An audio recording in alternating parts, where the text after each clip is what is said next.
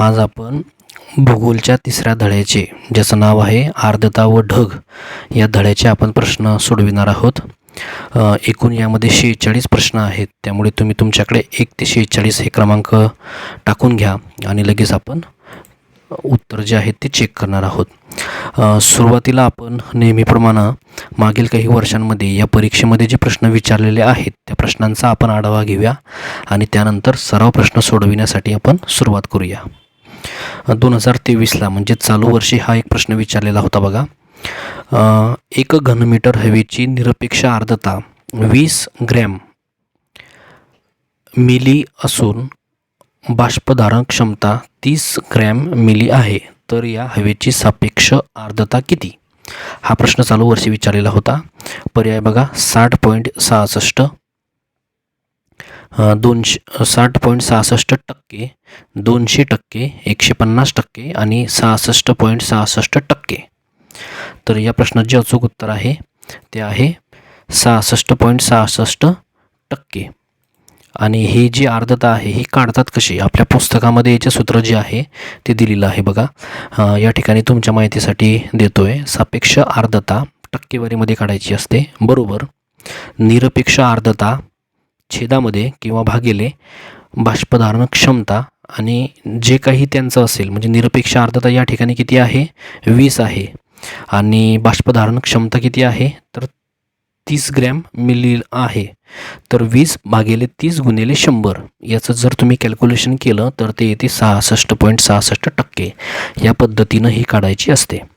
पुढील प्रश्न क्रमांक 2. हा प्रश्न 2 वेळेस विचारलेला होता. 2020ला पण विचारला होता आणि 2022ला पण विचारलेला होता. प्रश्न काय बघा, जास्त उंचीवरील ढगांमध्ये तंतुमय दिसणारा ढग प्रकार कोणता? पर्याय पहिला सिरोस्ट्रेटस, दुसरा सिरस, तिसरा अल्ट्रोस्टेटस आणि चौथा सिरोक्युम्युलस. जे अचूक उत्तर आहे ते आहे सिरस. सिरस हा जो ढग प्रकार आहे या तंतुमयसारखा दिसतो. 2020ला एक प्रश्न विचारलेला होता. भूपृष्ठापासून 500 ते 6000 मीटर उंचीच्या दरम्यान उभा विस्तार असणारे ढग रिकामी जागा आहेत, कोणते ते ओळखायचं आहे? सिरस, क्युमुलस, अल्ट्रोस्टॅटस की स्ट्रेटस? अचूक उत्तर आहे क्युमुलस. पुढील प्रश्न 2019ला विचारलेला होता. आर्द्रतेचे मापन सामान्यपणे रिकामी जागा अशा एककात केले जाते, एकक कोणतं ते ओळखायचं आहे? ग्रॅम प्रति घनमीटर, अंश सेल्सिअस, मिलीबार की मिलीमीटर? जे अचूक उत्तर आहे ते आहे ग्रॅम प्रति घनमीटर. पुढील प्रश्न 2019ला म्हणजे या वर्षामध्ये 2019 या वर्षात 2 प्रश्न, मगाशी 4 क्रमांकाचा असणारा आणि 5 क्रमांकाचा. रिकामी जागा ढग मुख्यतः हिम स्फटिकांचे बनलेले असतात. पर्याय बघा स्ट्रॅटस, सिरस, अल्ट्रोस्टॅटस आणि क्युमुलस. अचूक उत्तर आहे सिरस. पुढील प्रश्न, इथून आपण सराव प्रश्नांचा जो आढावा आहे तो घेणार आहोत. सापेक्ष आर्द्रता मध्ये व्यक्त केली जाते, कशामध्ये व्यक्त केली जाते? टक्केवारी, घनमीटर, ग्रॅम मीटर घन की सेल्सिअस? अचूक उत्तर आहे टक्केवारी. टक्केवारीमध्ये ते व्यक्त केली जाते. पुढील प्रश्न क्रमांक 7. रिकामी जागा हवेतील प्रमाणावरून हवेची आर्द्रता ठरते, कशाच्या ते ओळखायचं आहे? वाऱ्यांच्या, ढगांच्या, बाष्पाच्या की धुक्याच्या?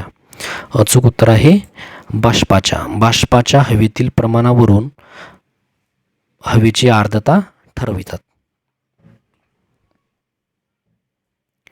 पुढील प्रश्न, अतिशय दमट हवा असताना बाष्पीभवनाची क्रिया रिकामी जागा असते, कशी असते ते ओळखायची आहे. ती कशी होते? वाढते, त्यामध्ये क्रिया होत नाही, क्रिया जास्त होते की क्रिया मंदावते? अचूक उत्तर आहे क्रिया मंदावते.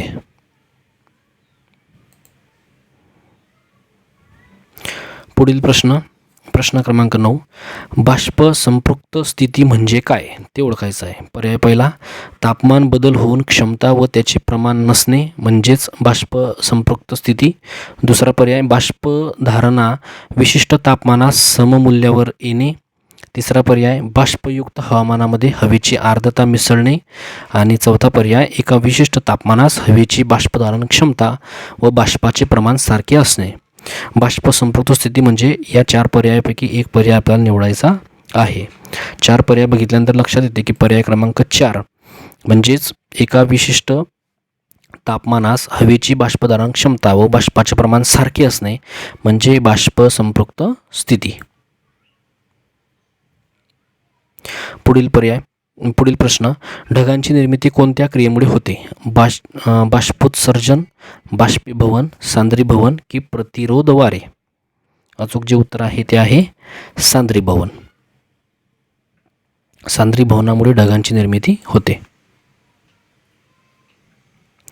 पुढील प्रश्न, एका घनमीटर हवेत 20 अंश सेल्सिअस तापमानावर रिकामी जागा ग्रॅम मीटर मिली इतकी बाष्पधारण क्षमता असते. किती ते ओळखायची आहे? 9.40, 17.30, 12.83 की 30.37? जे अचूक उत्तर आहे ते आहे 17.30. या ठिकाणी आपल्या पाठ्यपुस्तकामध्ये जो हा एक तक्ता दिलेला आहे, या तक्त्यामध्ये आपल्याला लक्षात येतं की या ठिकाणी बघू शकता की 20 घनमीटर म्हणजे तापमान जर असेल, हवेचं तापमान जर 20 अंश सेल्सिअस असेल तर या ठिकाणी 17.30 एवढी बाष्पधारण क्षमता असते. पुढील प्रश्न, उष्ण व कोरड्या हवेत बाष्पीभवनाचा वेग कसा असतो? कमी असतो, जास्त असतो, घटत जातो का स्थिर असतो? जे अचूक उत्तर आहे तो आहे जास्त असतो. म्हणजे जेवढ्या जास्त प्रमाणात हवा जी आहे ती कोरडी किंवा उष्ण असणार तर त्या ठिकाणी बाष्पधारण करण्याची क्षमता जी आहे ती जास्त असते. पुढील प्रश्न, कोणत्याही तापमानात रिकामी जागा झाल्यास ती हवेतील आर्द्रता 0 ग्रॅम प्रति घनमीटर असते. ती हवा कशी असली पाहिजे? दमट, बाष्पसंपृक्त, आर्द्र की कोरडी? जे अचूक उत्तर आहे ते आहे कोरडी. पर्याय क्रमांक 4.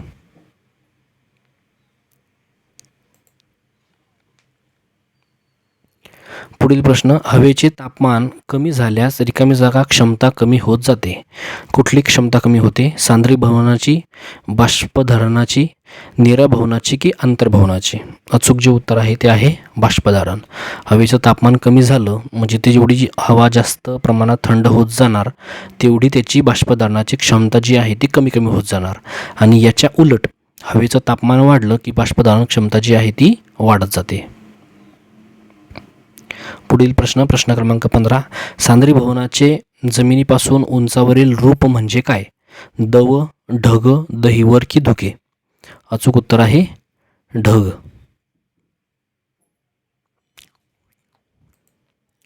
पुढील प्रश्न, आंतरराष्ट्रीय वर्गीकरणानुसार ढगांचे एकूण प्रकार आहेत. किती प्रकार ते ओळखायचे आहे? 7 प्रकार, 8 प्रकार, 9 प्रकार की 10 प्रकार? अचूक जे उत्तर आहे ते आहे 10 प्रकार. पुढील प्रश्न, एका घनमीटर हवेमध्ये किती ग्रॅम बाष्प आहे त्यावरून रिकामी जागा काढली जाते. काय काढतात? सापेक्ष आर्द्रता, निर्मित आर्द्रता, निरपेक्ष आर्द्रता की इतर आर्द्रता?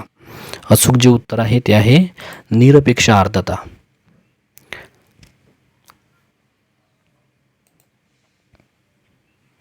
पुढील प्रश्न, पुढीलपैकी कोणत्या ठिकाणी सापेक्ष आर्द्रता तुलनेने जास्त असेल? म्हैसूर, हैदराबाद, नागपूर की पणजी? अचूक जे उत्तर आहे ते आहे पणजी. पणजी का याचा जरा विचार करा. पुढील प्रश्न, रिकामी जागा हे वळ्या पडलेल्या चादरीसारखे दिसतात. कोणत्या प्रकारचे ढग आहेत ते की जे वळ्या पडलेल्या चादरीसारखे दिसतात? सिरोस्ट्रेटस, सिरस, क्युमुलोनिंबस की अल्ट्रोस्टॅटस? अचूक जे उत्तर आहे ते आहे सिरोस्ट्रेटस.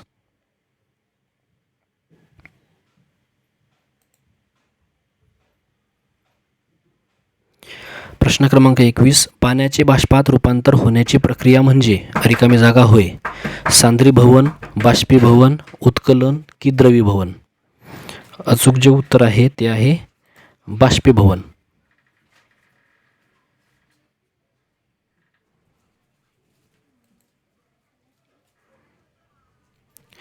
पुढील प्रश्न, ढग व त्याची रचना यांच्या चुकीच्या जोडीचा पर्याय ओळखा. या ठिकाणी सुरुवातीला ढग दिलेले आहेत आणि त्यांची रचना कशी असते ते दिलेलं आहे. सिरस ढग तंतुमय असतात. सिरोक्युमुलस लाटांचा समुदाय असतो. सिरोस्ट्रेटस वड्या पडलेली चादर असते.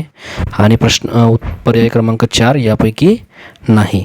जे अचूक उत्तर आहे ते आहे यापैकी एकही नाही. म्हणजेच हे जे काही ढगांची जोड्या दिलेल्या आहेत ह्या सर्व जोड्या ह्या बरोबर आहेत. चुकीची एकही जोडी नाही.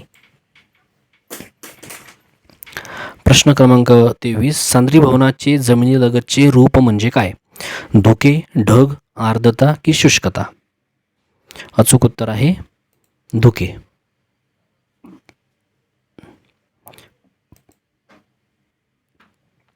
पुढील प्रश्न क्रमांक 24, बाष्पाचे प्रमाण रिकामी जागा ठिकाणी अधिक असते.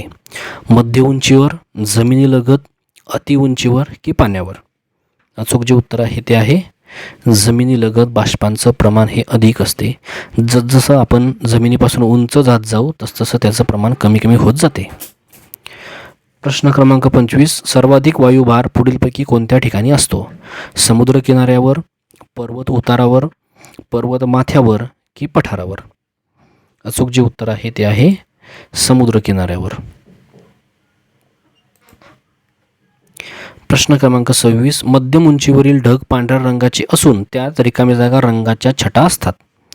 पांढऱ्या रंगाच्या, निळ्या रंगाच्या, करड्या रंगाच्या की काळ्या रंगाच्या? आता मध्यम उंचीवरील ढगांच्या रंग पांढऱ्या असतात, पण त्यातील ज्या रंगाच्या छटा आहेत त्या कशा असतात? जे अचूक उत्तर आहे ते आहे करड्या रंगाच्या. पुढील प्रश्न क्रमांक 27, क्युमुलोनिंबस ढग म्हणजे रिकामी जागा सर्वाधिक शक्यता असते. कशाची सर्वाधिक शक्यता असते? बघा, आल्हाददायक हवेची, मुसळधार पावसाची, धुरक्याची की रिमझिम पावसाची? अचूक उत्तर आहे मुसळधार पावसाची. ज्या वेळेस क्युमुलोनिंबस ढग येतात त्यावेळेस मुसळधार पाऊस पडण्याची शक्यता असते. प्रश्न क्रमांक 28, हवामान म्हणजे काय? पर्याय पहिला, वार्षिक सरासरी तापमान किंवा पर्जन्यमान. दुसरा पर्याय, वातावरणाचे दैनिक स्वरूप. तिसरा पर्याय, ऋतू. आणि चौथा पर्याय, वातावरणाचे सर्वसाधारण स्वरूप. जे अचूक उत्तर आहे ते आहे वातावरणाचे सर्वसाधारण स्वरूप म्हणजेच हवामान. प्रश्न क्रमांक 29, कोणत्याही तापमानाला हवेतील आर्द्रतेचे प्रमाण रिकामी जागा असल्यास ती हवा कोरडी असते. किती पाहिजे की आपल्याला कोरडी हवा म्हणता येईल? पर्याय पहिला, 1 ग्रॅम मीटर घन. दुसरा पर्याय 0 ग्रॅम मीटर घन. तिसरा पर्याय 2 ग्रॅम मीटर घन. आणि चौथा पर्याय 3.3 ग्रॅम मीटर घन. अचूक जे उत्तर आहे ते आहे 0 ग्रॅम मीटर घन. एवढी जर हवेत आर्द्रतेचं प्रमाण असेल तर ती हवा कोरडी मानली जाते. प्रश्न क्रमांक 30, रिकामी जागा हे ढग वादळाचे निदर्शक आहेत. म्हणजे खालीलपैकी कुठली ढग जर आले तर वादळ येऊ शकताय. क्युमुलस, क्युमुलोनिंबस, सिरस की स्ट्रॅटस? अचूक उत्तर आहे क्युमुलोनिंबस. हे जर ढग आले तर वादळ येऊ शकते. प्रश्न क्रमांक 31, हवेतील आर्द्रतेचे प्रमाण रिकामी जागावर अवलंबून असते. कशावर? तापमानावर, धुळीच्या प्रमाणावर, ओझोनच्या प्रमाणावर की नायट्रोजनच्या प्रमाणावर? जे अचूक उत्तर आहे ते आहे तापमानावर. पुढील प्रश्न क्रमांक 32, रिकामी जागा हवेत बाष्प अत्यल्प असते म्हणजे कमी प्रमाणात असते. अत्यल्पचा अर्थ कमी. कोरड्या व उष्ण हवेत, थंड व कोरड्या हवेत, थंड हवेत की दमट व उष्ण हवेत? अचूक जे उत्तर आहे ते आहे कोरड्या व उष्ण हवेत बाष्पाचं प्रमाण अतिशय कमी असते. पुढील प्रश्न क्रमांक 33, पुढीलपैकी कोणता घटक हा वातावरणाचा घटक नाही? धूलिकण, बाष्प, वायू की प्रकाश? अचूक जे उत्तर आहे ते आहे प्रकाश. प्रकाश हा वातावरणाचा घटक नाही. उर्वरित जे आहेत धूलिकण, बाष्प आणि वायू हे वातावरणाचे घटक आहेत. प्रश्न क्रमांक 34, अति उंचीवरील ढग सुमारे रिकामी जागा दरम्यान असतात. किती उंचीच्या किती प्रमाणात ते असतात ते ओळखायचं आहे. 3000 ते 4000 मीटर, 4500 ते 5300 मीटर, 2000 ते 5300 मीटर की 7000 ते 14000 मीटर? अचूक जे उत्तर आहे ते आहे 7000 ते 14000 मीटर. प्रश्न क्रमांक 35. हवा म्हणजे काय? वातावरणाचे दैनिक स्वरूप म्हणजे हवा. किमान कमाल तापमान म्हणजे हवा. वातावरणाचे सर्वसाधारण स्वरूप म्हणजे हवा की वारे पर्जन्याची माहिती म्हणजे हवा?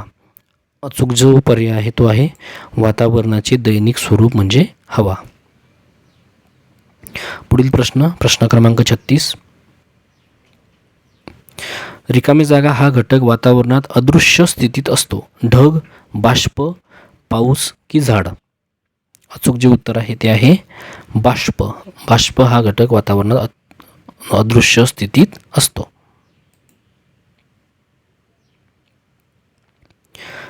प्रश्न क्रमांक 37. पाण्याचे बाष्पात रूपांतर होण्याची प्रक्रिया प्रामुख्याने रिकामी जागा या घटकावर अवलंबून असते. कोणत्या घटकावर? मृदा, दिनमान, तापमान की रात्रमान?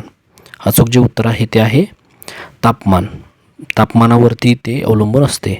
जेवढं तापमान जास्त तेवढं बाष्पाचं पाण्यात रूपांतर होण्याची प्रक्रिया जास्त.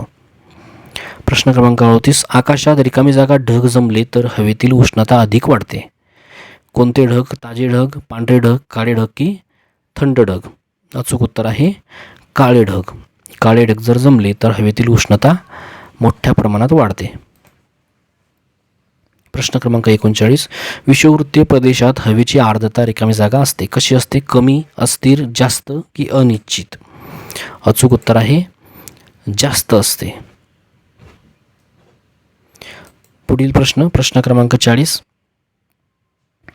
किमुलोनिंबस ढगांबाबत कोणते विधान चुकीचे आहे? पर्याय पहिला, हे ढग वादळाचे निदर्शक आहेत. दुसरा पर्याय, हे ढग काळ्या रंगाचे व घनदाट असतात. तिसरा पर्याय, या ढगांच्या माथ्याजवळील भाग ऐरणीसारखा सपाट असतो. आणि चौथा पर्याय, या ढगांमुळे येणारा पाऊस खूप वेळ पडतो. अचूक उत्तर आहे पर्याय क्रमांक 4, या ढगांमुळे येणारा पाऊस खूप वेळ पडतो. हे विधान चुकीचं आहे. म्हणजेच याचा अर्थ उर्वरित 3 जे विधान आहेत हे 3 विधान बरोबर आहेत.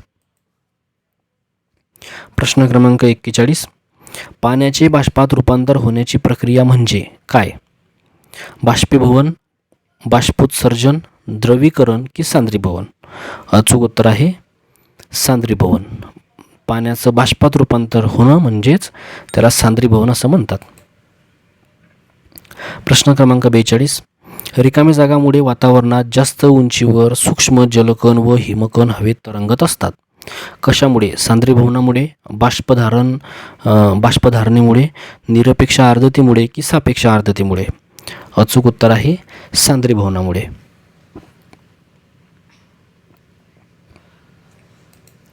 पुढील प्रश्न क्रमांक 43. रिकामी जागा ढग मुख्यतः हिमस्फटिकांचे बनलेले असतात. कोणते ढग आहेत ते?